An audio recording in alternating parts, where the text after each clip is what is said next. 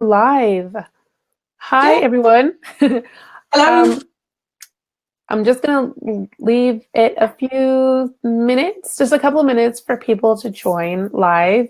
And if you're watching the replay, thank you so much for taking time out of your day to watch this. We're here with Elizabeth or Lizzie, um, who is a digital marketing specialist. She started off as a virtual assistant and soon found her way and her passion and decided to kind of focus on what she loves doing and specialize in that.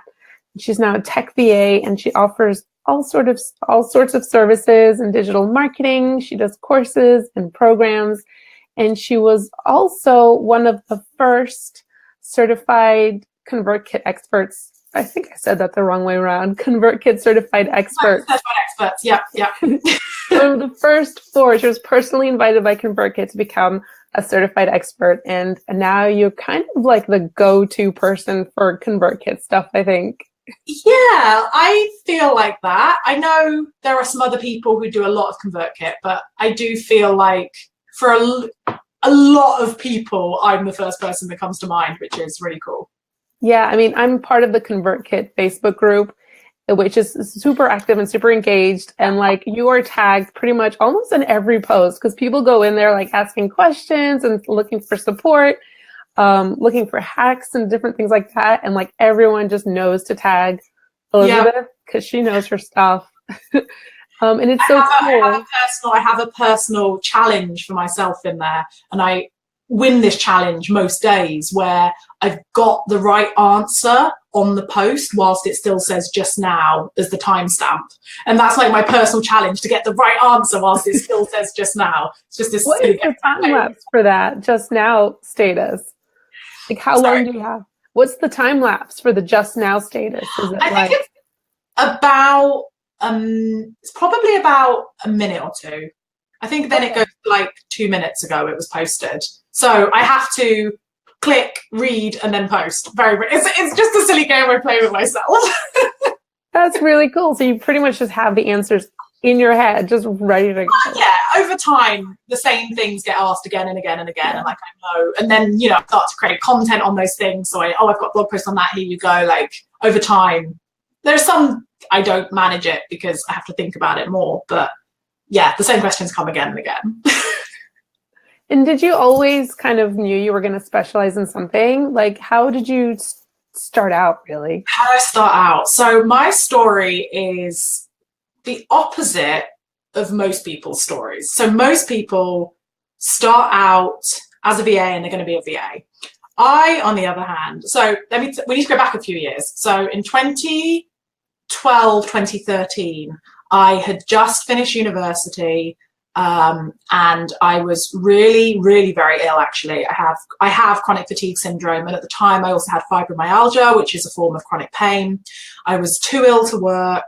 I'd been pretending to do a master's degree that I was pretending to do because I wasn't well enough. My brain couldn't read theology texts at all. And I stumbled across this online business world.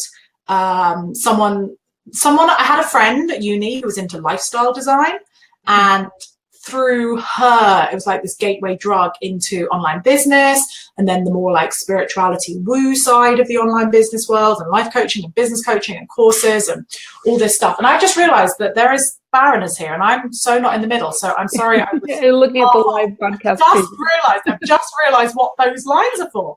So sorry. Okay. So I found this online business world, and at the time I was too ill to work. I was on disability benefits. And I decided, I had the idea to start my own business. I've had a couple of other businesses in the past. I've always been quite entrepreneurial for young people with chronic illness. And it started off selling physical products, hot water bottles, cute, fun things, all positivity and fun. There was a really active Facebook group. And then I moved into more digital products and stuff. So I had a digital magazine and trainings and all of this. And through this, I signed up for B School. I worked with Rebecca Tracy from Young Cage Life. And I really got deep into the online business world with this business. And my health improved I was making money in this business, but nothing to like live off or write home about. And I got a lot better because I put it down to mindset stuff. So I was in the Lucky Bitch Money Bootcamp and my mindset improved and my health got a lot better. And I then applied for some jobs, got a part-time job, hated the part-time job, quit the part-time job 2 weeks after I got it, having come off disability benefits. And then for some unknown reason, I decided I wanted to be a maths teacher. Being a maths teacher was my plan B my whole life. I'm like, if in doubt, I'll be a maths teacher. They will give me a huge bursary to train to be a maths teacher. And I'm like, maybe I'll be a maths teacher. So I applied to be a maths teacher, got accepted onto a course it would have started September 2015. And it was, like February, March 2015, and I had 6 months to kill before this course started. So I kind of looked at my skill set and I'm like, I can work MailChimp, I can do basics in WordPress, I'm in this online business world. I know I'm going to offer myself VA services, but only for 6 months. So here's where I'm different to most people. They start as a VA and then kind of become something else quite quickly. I was like, no, I'm a temporary VA. You can only have me for 6 months. That's what I'm doing. So because I was MailChimp and WordPress, was it from your previous business? Just from the previous business, yeah. So I signed up for, I had you learn the basics to do it for yourself and then kind of understand that, well, it's probably the same for everyone. Like I understand the back end of WordPress. And because I was quite well connected in this like online business world, I was quite well liked and quite well respected for what I was doing with this business, and people liked my branding and my style and what I'd done with my business. When I put out that I was working as a VA for 6 months, I got some clients very, very quickly, and people recommended me to people, and my rates were very low. So I started on $20 an hour because it was kind of just to fill my time for fun, and I wasn't doing it to be my business and to make money, really. I was doing it. How did you land on $20? Why not go higher or lower? I think I started on 20. So this was 2 and a bit, coming up to 3 years ago now.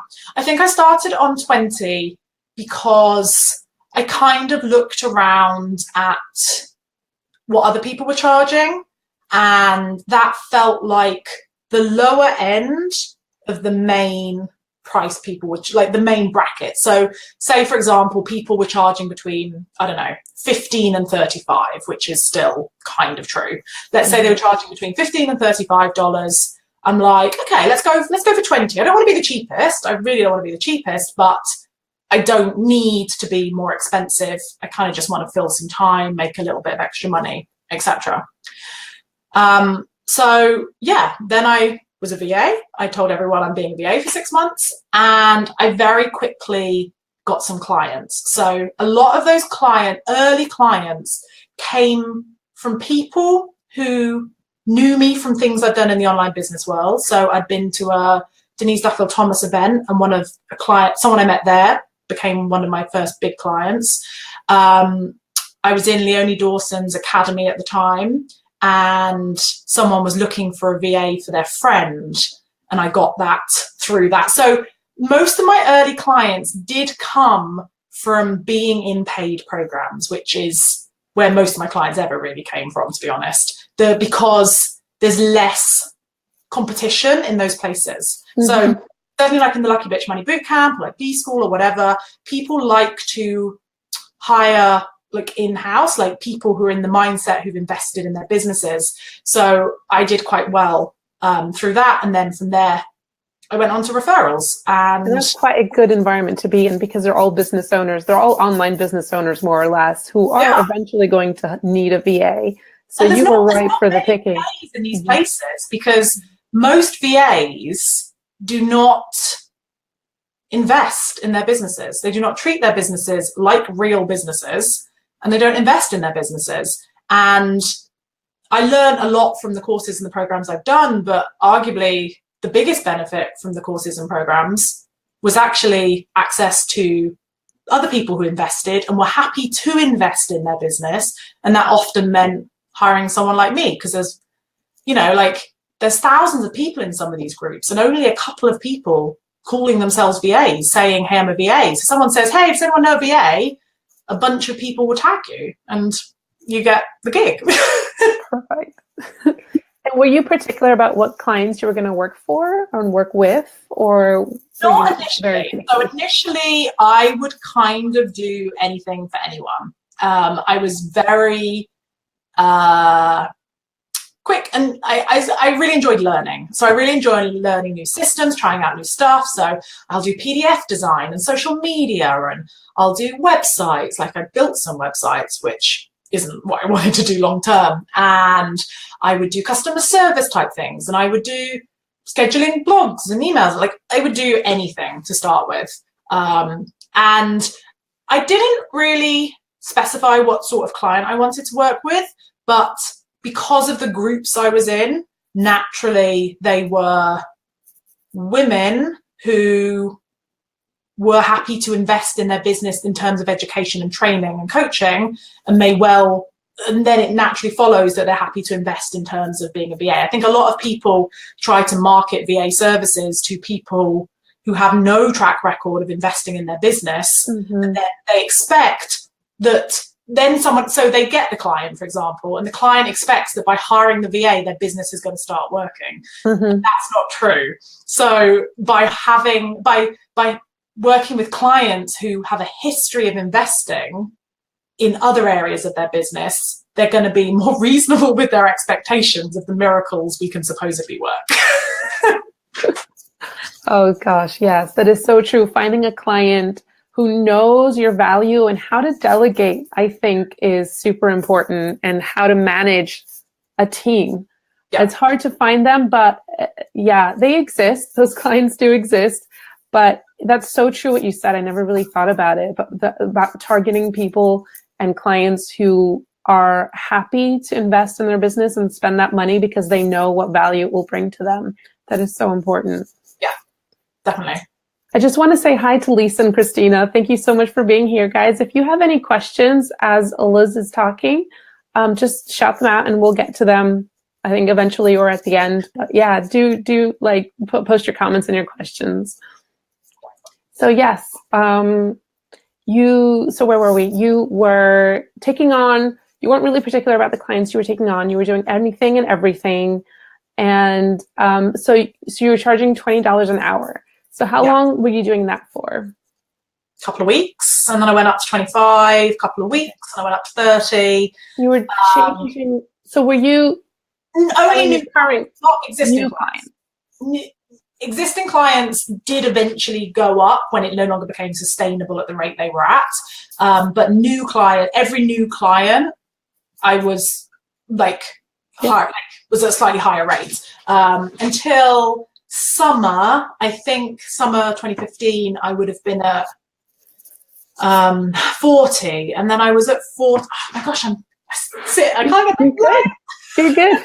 I'm so orange next to you. I don't know what's going on with my face. I'm so pale. It's because I've got a mirror in front, like a window in front of me. I'm not really this pale, but I do live in the UK. So yeah, new clients, I started to increase my rates because I was getting really busy and really booked. And I'd say within a couple of months, I should have been at capacity. I have had a very on-off relationship with capacity for many years. I struggle to find the balance. It's quieter and then overdo it, and then there's just so much to do, So I raised my rates quite quickly, and I was then quite happily at 40. I think I stayed at 40 for quite a long time.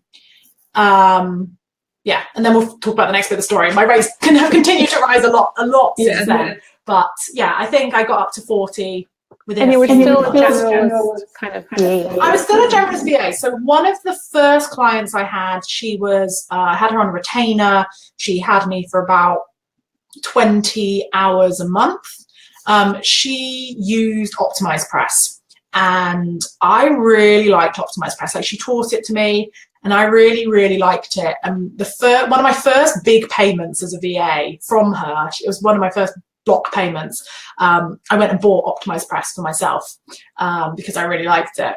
And that was my first, later that summer, that was my first dabble with packages. So I'd been purely hourly until that point. And that was the first time I sort of said, hey, I'll design your sales page for $300. I'll build your membership site for $400. And I didn't make much money from those packages, but I, for the first time, understood why packages work. Yeah. I don't believe packages work for everything, but for these types of optimized press work, it really was starting to work. So then I was still quite a generalist VA. At some point, I must have taken off social media, customer service, graphics, that kind of thing. I did start to take things off. Like every month or so, I'd look at my website and just be like, oh, no, I'd hate it if someone hired me for that, and I'd take it down. So over time, it was starting to look more and more tech VA, tech services. And that's what I was still really enjoying, learning new systems and getting stuck in with new systems like that. I love how you sort of quickly whittled down your services. If there was something you didn't enjoy doing or that you didn't feel like you were particularly confident in, you just took them off your services list and you could be more focused. It's funny though, because very early on as a VA, when I decided, so I started doing this VA work, I was still going to be a teacher, and within a couple of weeks, I'm just like, why do I want to be a teacher? I can be paid to do exactly what I was doing before, which is just faffing around on the internet and tinkering with stuff.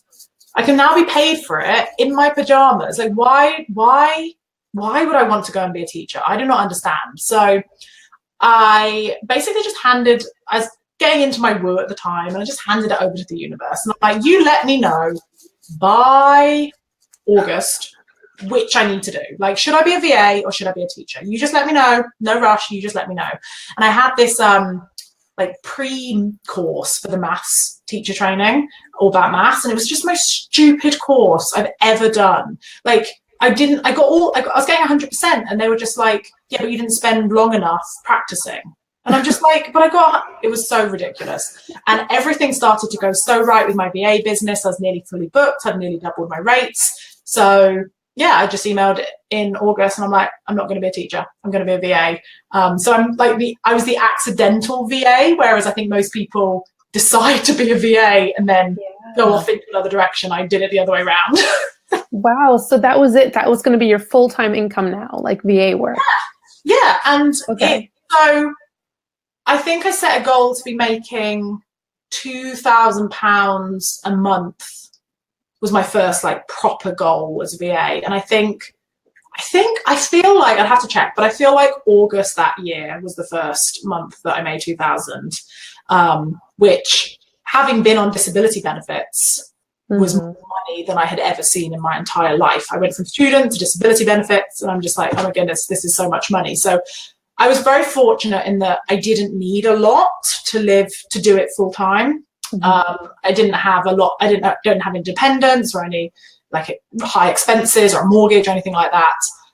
So I was fortunate. It didn't need to be a lot to do it full time, but yeah, I accidentally was doing it full time, really. And I couldn't remember doing it. Like, I couldn't think. I don't know why I'd want a job very quickly. Yeah. Because I mean, what did your everyday look like? I can imagine it's kind of it was quite dreamy, or maybe it still is quite dreamy, but it was for me, it was the flexibility because of my health, which has continued to improve since then. It was the flexibility to work when I wanted to work, rest when I wanted to rest. That's why I quickly took out customer service.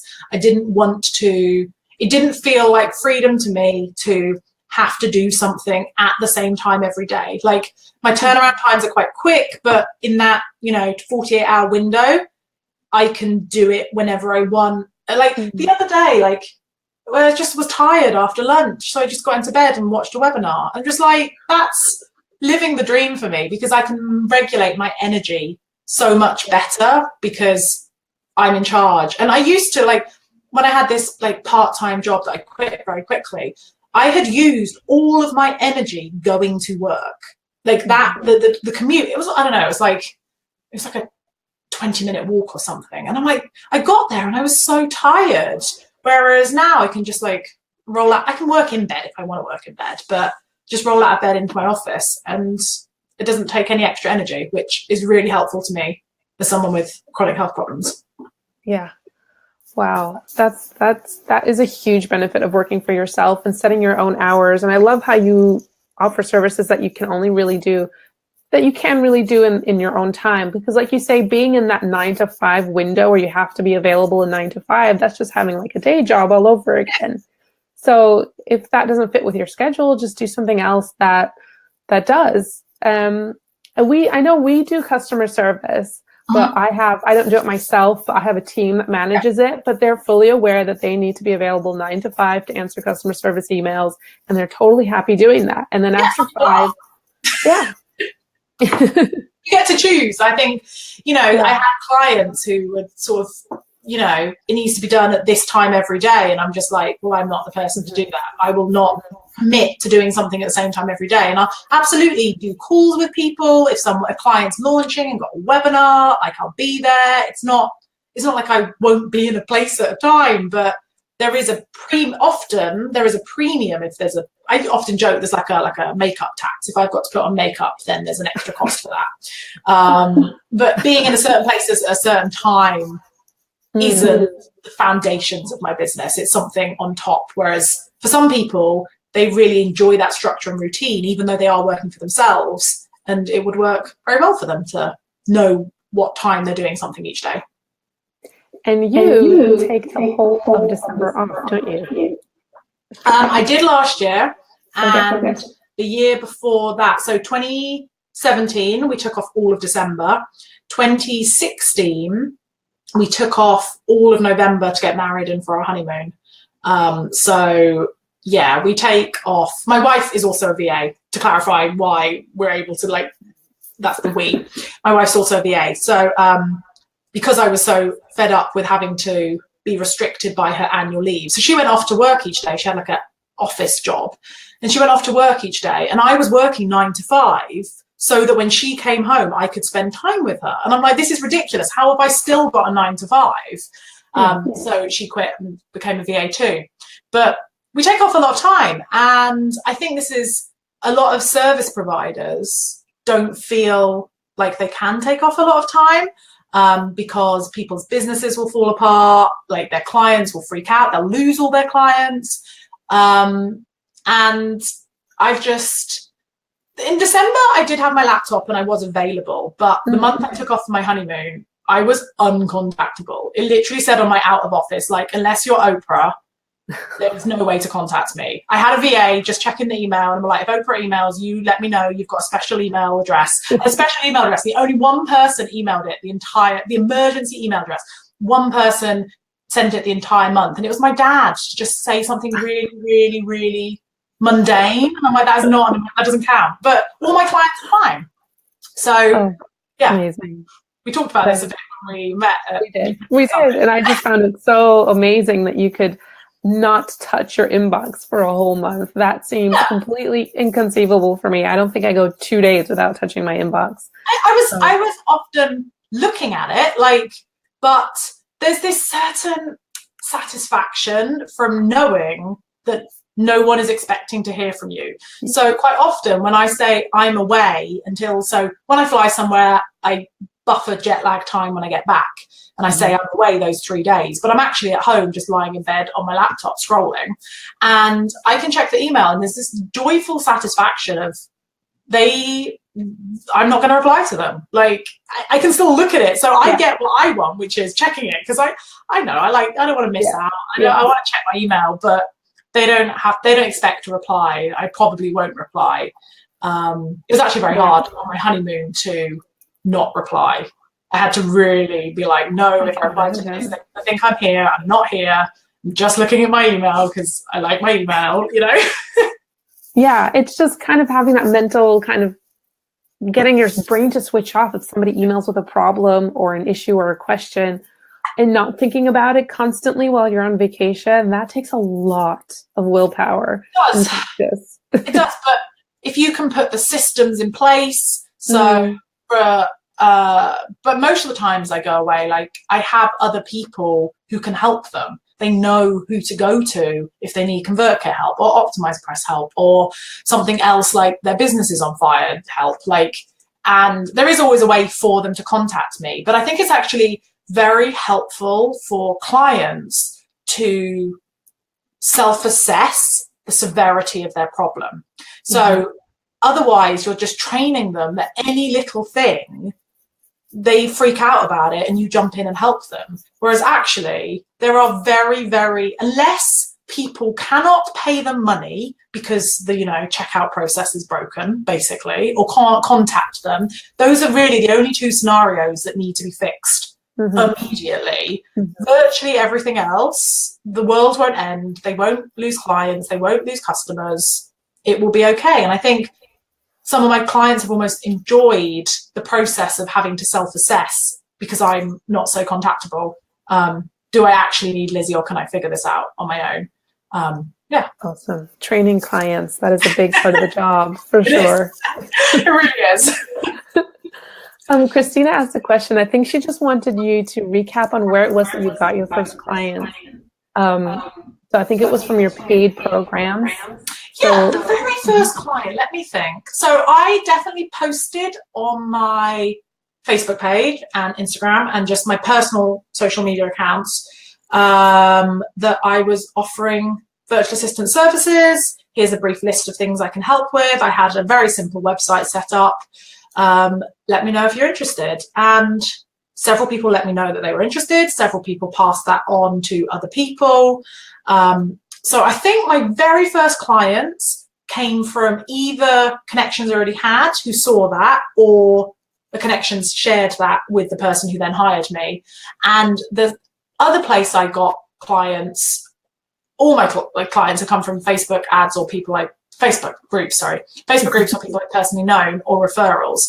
But people post in groups, hey, I'm looking for a VA. I just throw my hat in the ring. And even if they don't go with me, when someone else is looking for a VA, they'll find that post and they'll potentially contact me. So the number of people who've hired me being like, oh, I saw you on someone else's post. And I was just like, cool, hello, how can I help you? I think Facebook groups are a gold mine for work. Someone will post about needing a VA at least once, if not twice or 3 times a week in Facebook groups, depending on how busy the group is. Search in the top bar, VA, virtual assistant, sort by most recent. I do encourage people to join all the groups. Turn off the notifications. Please turn off the notifications. But join all the online business groups that you can find. And then once a day, when I was looking for clients, once a day, I'd search VA, virtual assistant, and a couple of the tech systems I really liked, sort by most recent, all the groups, and I'd just scroll through an answer. And it's perfect. I just think of it as like shaking the tree, like the client tree. They fall out. Like I think people way overcomplicate getting clients. You just need to get out there. The problem is that now they've become so busy. So like if someone comes in asking for a VA, they get like hundreds of responses in the thread. So it's really important to kind of help make yourself stand out a little bit, or just go that extra mile and contact them somewhere else and get yourself noticed. Yes. Have you ever done anything like that? So I've always sort of had a personal policy that if they do, use the word giraffe in the email, I've had a personal policy that I will not jump through hoops. Like, I am a business just like you're a business. Let's treat each other with the same level of respect. And so instead, I do post on those posts, obviously, but another thing I've got a huge number of clients from is helping people. So I will search ConvertKit, I will search MailChimp, I will search OptimizePress, and I will just scroll through and I will answer people's questions, and also search for the misspellings, because no one can spell any system name properly. Clever. And I will just scroll through and start helping people. And when you help someone in their moment of need, they'll be like, oh, are you a VA? Like, what do you do for people? And I'm like, oh, funny you should ask, here is my website. And so many people have hired me because I've helped them in their moment of need. And then I'm just top of their mind. So, you know, all sorts of, like, I've always been so giving and generous with my time and my help for free. So, you know, someone's got a problem, let's hop on a call and I'll help you, talk you through it. Like, there's not many people will take 30 minutes, 20 minutes to talk to someone but that level of connection, you can't beat it when they're looking for a VA or even they recommend you to someone else. Like, I've really built my business by being super helpful online and trusting that I will be rewarded many-fold with actual paying clients, which has always been my experience. A lot of people are just like, oh no, I charge for that. And I'm just like, I will talk to anyone about anything for free. Once, maybe even twice. And then I trust that they will buy from me when they want to buy from me. Absolutely. Like you said, you're top of mind. They trust you. They know that you know your stuff. I think you've definitely made a name for yourself as being someone that's incredibly helpful, not expecting anything in return. And just by doing that, you've established like a really fantastic reputation and clients are just flocking to you. Yeah. Once you've like nailed it, it's hard to, like, people don't believe me when I say this, but it happens regularly. Once you have nailed this being helpful thing, people want to pay you after you've been helpful for free. Like, I will spend, 30 minutes chatting to someone about something, a problem they've got on Facebook chat, or, I'll jump on a call with them and then they'll just like, can you send me an invoice? And I'm like, no, it was free. Like, be on my list, be in my world. It's all good. You can buy other things from me. But regularly, people want to pay me for things I happily did for free. And I think that's like the holy grail of marketing, is where you're doing it for free. Like, I've got a group program at the moment, and they get one of my trainings just for free because they're in my big group program. And I told them they all got it for free, and then one of them bought it, and it's just like, I value what you do so much that I want to pay for this training. I just feel like called to pay for it. And I'm just like, oh my goodness, I've mastered something. I'm not quite sure what it is, but I've mastered it. It's a good thing. You're doing something right. So many people are just like, I can't even give it away for free. And I'm like, I can't even, like, I can give it away for free. I can't like sell it. Like, I can't, what is it? I can't give it away for free because they're so desperate to pay me for it. Like, that's a good problem to have. It's a good problem. I'm all about the successful problems. I know, Christina, you're saying that you need to come out of the closet. You need to tell people that you are a VA. I know a lot of people in the beginning, especially if you're coming out of a 9-to-5 where you're doing it as a side hustle, you're really scared to put yourself out there and tell people that you offer VA services and this is what you do now and people can hire you. That is super scary. But how are you going to get clients if people don't know that you do this? Like, you have to come out. Email signature is your personal email signature, and like a business email signature is one of the most underrated places to put what you do and put your website, because you're just interacting with a company, like a business or help, and they're like, they wander off and they look and they're like, oh, this is really interesting, can you help my small business or whatever? Like, put it on your Twitter, put it on your Instagram, make sure your Facebook, if I find you in a Facebook group, I can click and I'm on your website. You just post on your personal page. Like, people promote their MLMs and other things they sell. If someone gets a promotion, if someone gets a new job, they promote that, they share that. It's exactly the same in our businesses. Yes, I'm scared. What are you scared of? That's what I'd like to know. What's holding you back, Christina? I'm putting you on the spot here now.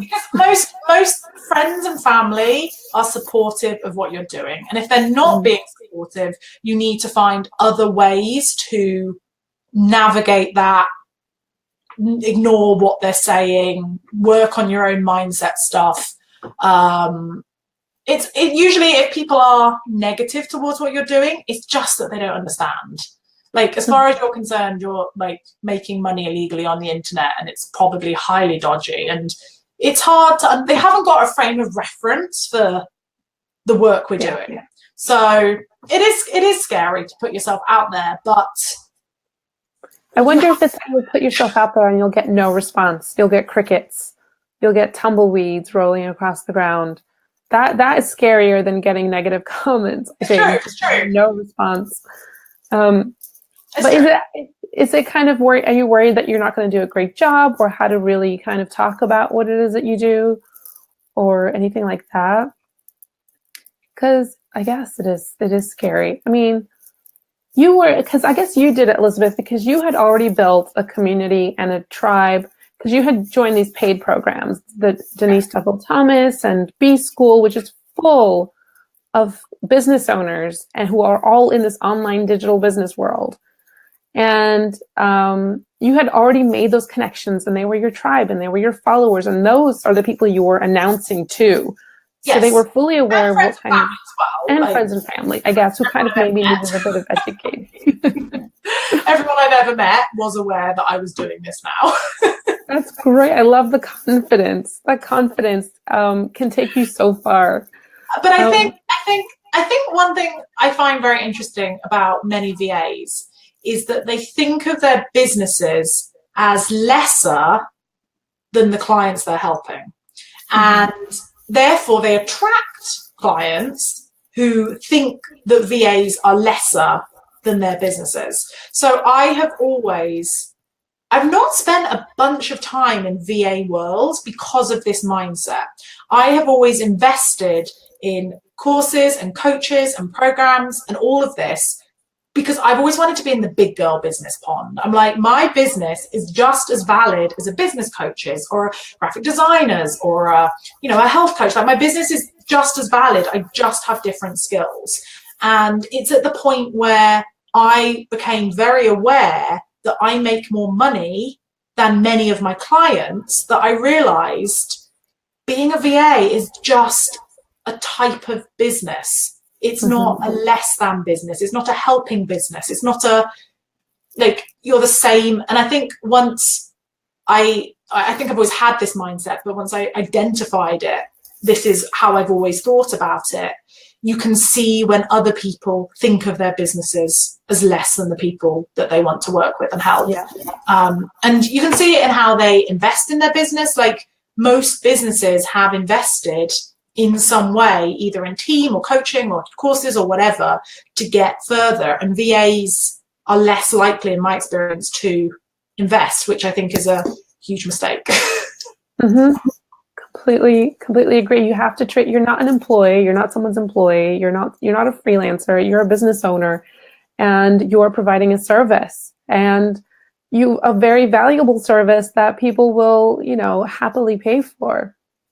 I know, Lisa, you're saying that you see the jobs are posted on Facebook, but it's really daunting to throw your hat in the ring when there's so many other experienced VAs. And should you do it anyway?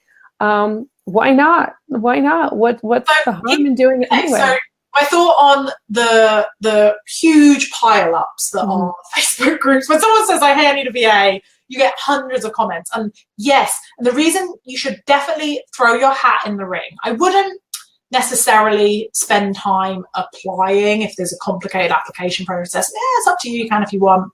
But definitely comment and be like, hey, I'm a VA and I'd love to chat with you if you think we might be a good fit. Smiley face, put in your link. And the reason it is worth doing that is because that person probably isn't going to hire you, let's be honest. But someone else 2 days later may come along, click on every single one of those links, and then they read on your website, on your about page, that you have 10 guinea pigs. And they're like, oh my God, I have guinea pigs. This is fate. And then they hire you.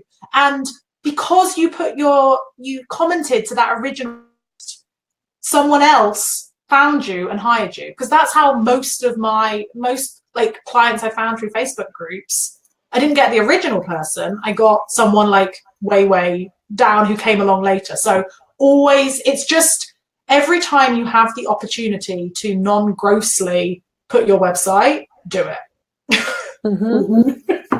Spread those seeds. Yeah. Christina, you were saying before that VA as a profession is now more popular than a few years ago, so there's more competition. There are, I can see how there's competition, but there is a massive pool of never-ending clients as well.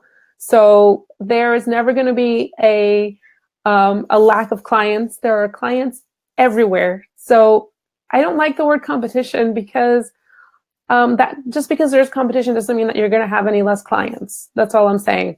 You just need to find your tribe and your clients and go after them, because you're going to be there at the right place at the right time for them. So keep putting yourself out there and don't worry about the competition. Lots of people who've worked with lots of VAs and it's not worked out. Like, quite often it will take a client multiple VAs to find the right VA, or it will take the VA multiple clients to find some good long-term clients.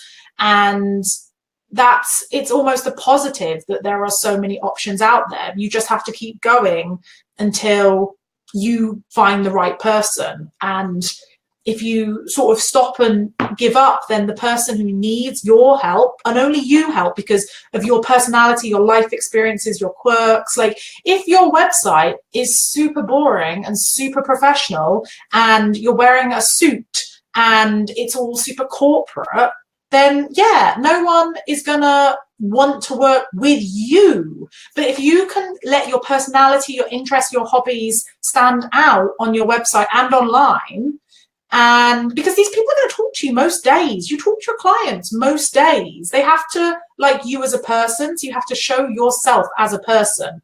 And when you are being you and showing yourself, like, there is no competition. There is only one me with my life experiences, my history, my quirks, my ideas, my thoughts, my passions. There's only one of me. No one's competing to be me. And when you sort of shift your marketing to why should they hire you? Why do they want to work with you? Why do they want to receive your emails? Why do they want to talk to you? Like, my clients, like, they're friends. All of my clients are friends. And, you get on a call with them and we discuss, what happened in the last episode of RuPaul and, whatever we want to discuss, because they're friends, and that can't be competed replicated. Yeah, absolutely. And I like, Lisa, what you said, you avoided your About Me page.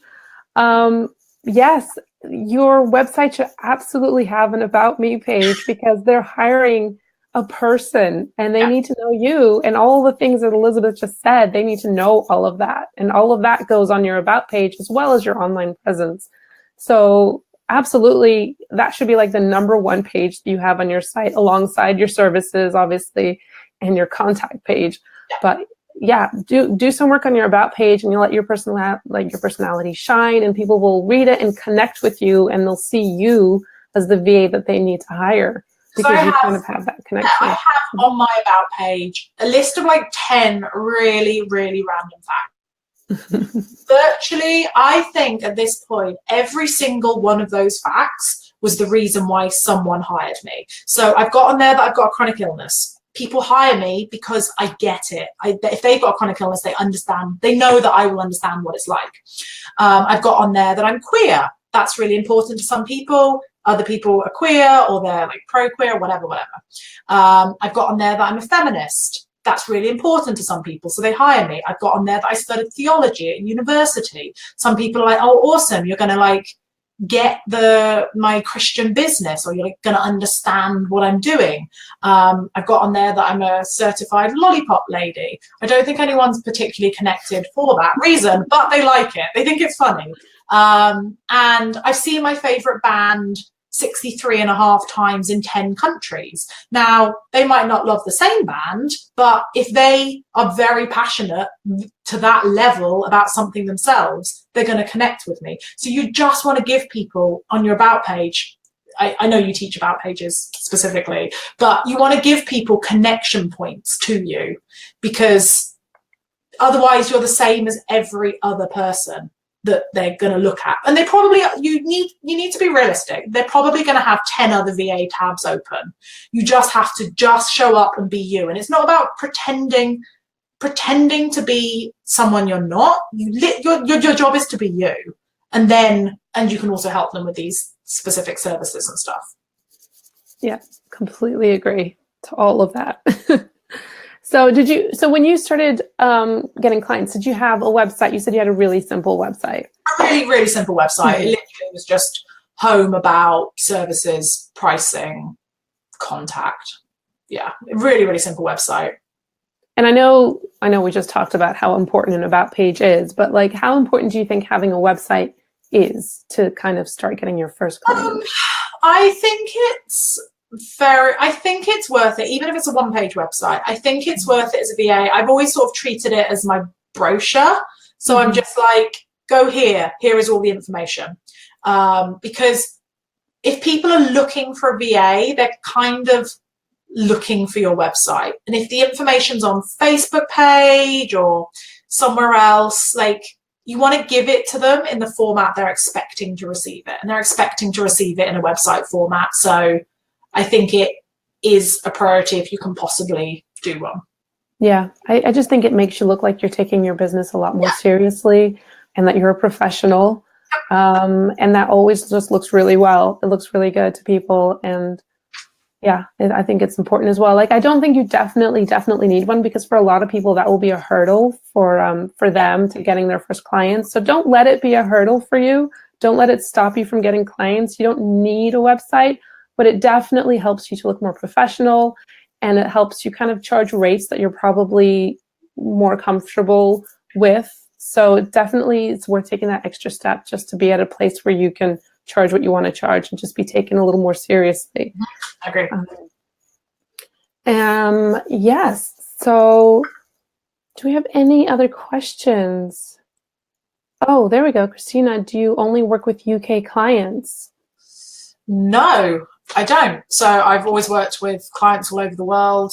I originally charged in like any currency going, and I later shifted to, I charge only in US dollars unless they are in the UK, and then I will also charge them in pounds if they prefer.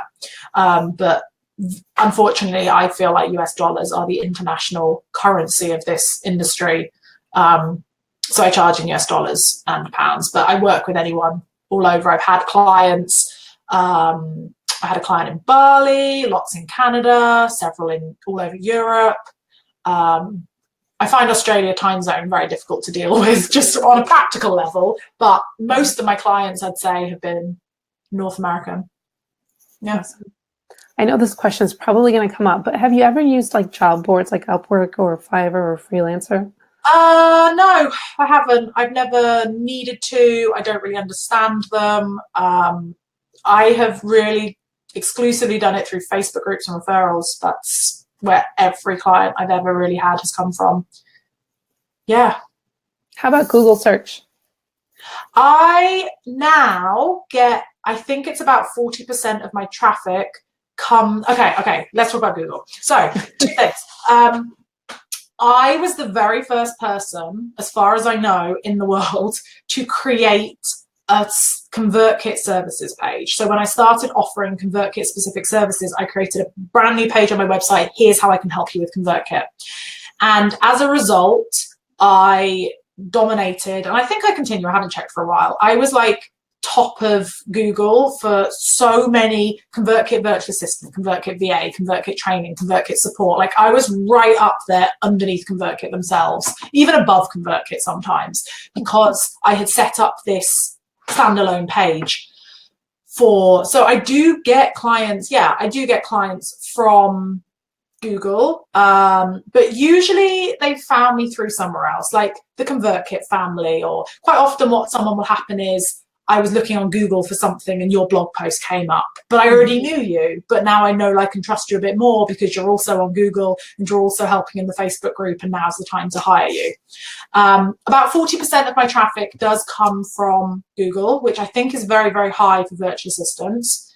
A lot of that though is because I blog a lot about ConvertKit and I write like how-to articles and stuff, and they get found on Google. So unless you're blogging or really niched and specialized, in my experience, not much traffic will come from Google. But if you will niche and specialize and create pages specifically for things and blog about specific topics, then Google will also bring you some traffic. Awesome. Because I always find it amazing when people find me on Google. It's just, I was like, wow, I put no effort into my SEO and this is happening by itself. Amazing. Yep. Great. I think we've been talking for about 50 minutes now, so we might just start wrapping it up. If anyone has any other questions, now's the time. Elizabeth, thank you so much for hopping on and telling us all about you and your journey and your business and giving us all that insight. It's so super helpful. And you're doing fantastic now. You've got an amazing brand and a reputation. Lisa, I'm guessing if I were to focus on the one platform, would you say ConvertKit over MailChimp or Infusionsoft? Okay. Depends which you like. Yeah. When I started as a VA, I wrote a list of all the things I could specialize in. I wrote Entreport, Infusionsoft, Facebook ads, all these things that I knew there was money in. If I could be really good at them. And, over time, the universe took me in a different direction and I actually ended up Optimize Press and then later ConvertKit. So I'm not super into picking what to specialize in. I think it naturally happens and it becomes obvious. I don't think, in my experience, people who sit down and decide from a list of choices don't usually have the same results as someone who kind of just, I'm very pro exploring things to their natural conclusion. And sometimes that natural conclusion is, I hate it, I'm never doing this again. And sometimes that natural conclusion is, I was invited to be one of the first 4 certified experts and now I'm like a world authority on it. Like, these are the two, like, just follow it and see where it goes is my advice for specializing.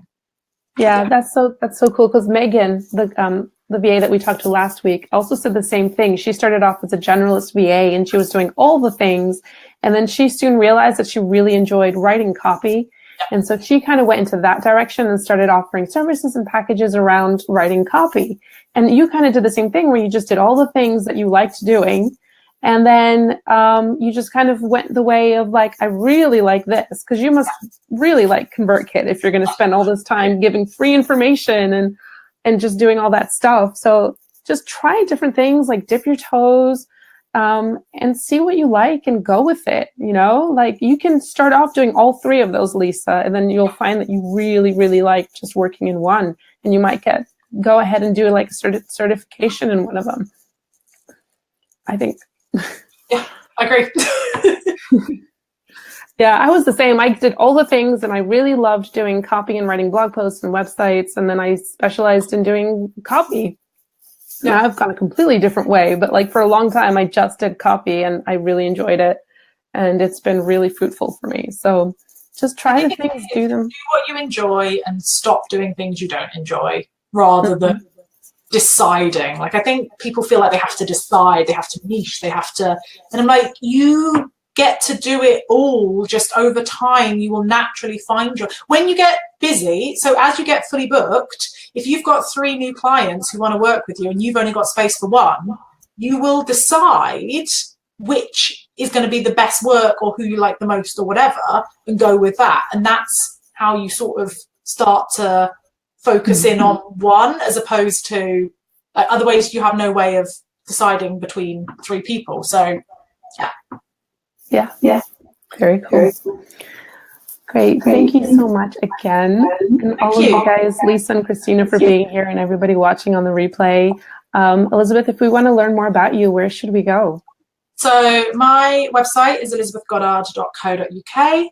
And there's a bunch of stuff on there. It's a hot mess. So I have a page called /everything, and elizabethgoddard.co.uk/everything. It's my new experiment at the moment. I've listed out all my freebies, all the paid ways to work with me, everything you can do with me. And I have a course called Rock Your Tech Specialism, which is all about how to specialize in a specific tech tool as a way to grow and scale your VA or tech services business. And there's a bunch of freebies on that page relating to that course. So if you're interested in specializing in a specific tech system, go check out /everything. It's the section at the bottom. There's loads of stuff there. Cool. I'll put the link as well in the description of this post. Whatever. Yeah. Okay. Thank you, Christina. Thank you, Lisa. And thank you, Elizabeth. Thank you. Have a great rest of the day. I will do. Thank you. Bye. Bye. I think we're still live. I think we are. It takes a